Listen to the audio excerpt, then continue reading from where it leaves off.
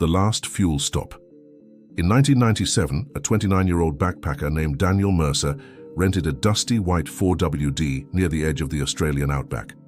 The plan was simple: drive north, capture photographs, sleep under the stars, return in 5 days.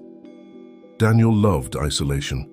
No crowded cities, no tourist buses, just endless roads, red dirt, and silence so deep you could hear your own heartbeat. Before leaving, the fuel station owner asked him, "You taking the old mining road?"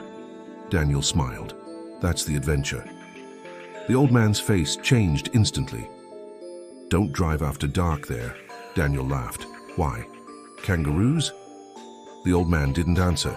He simply said, "If you see lights in the desert, don't follow them." Daniel never returned. 5 days passed, then 10. Police searched the highways, campsites, abandoned mines, dry riverbeds. Nothing. No tire tracks, no crash site, no body. It was as if the desert had swallowed him whole. Months later, the case became national news. People called it the vanishing driver of the Outback. Some believed he died from dehydration. Others claimed he discovered illegal mining camps. But then something impossible happened. 8 months later, a small rural pub owner in South Australia called police. He said a man walked into his pub barefoot, sunburnt, and barely able to speak. It was Daniel, alive, but completely broken. When police questioned him, his story made no sense. He claimed he had been following a dirt road at night when he saw lights. At first he thought it was another campsite. Then he noticed something strange. The lights weren't still. They were moving slowly, almost like floating.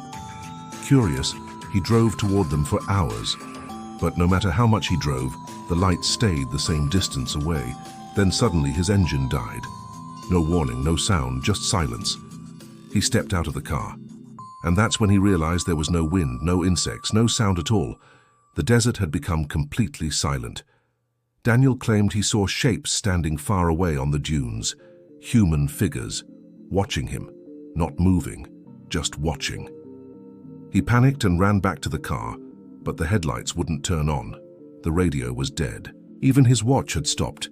Then he heard footsteps outside the vehicle, slow, crunching across the sand, one by one, circling the car.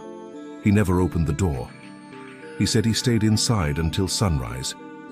But when morning came, the road was gone, completely gone. Only endless desert in every direction, and his car, missing.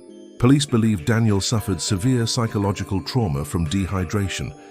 But one detail terrified investigators. Daniel was found nearly 900 kilometers from where his vehicle should have been. And to this day, neither the car nor his camera were ever found. Some locals believe Daniel wandered into a military testing zone. Others think he experienced a mirage phenomenon known as ghost lights. But older Aboriginal elders shared a different warning. They said certain places in the desert are not meant to be traveled at night, because sometimes the land watches back. Years later, truck drivers reported seeing distant floating lights deep in the desert, moving in silence.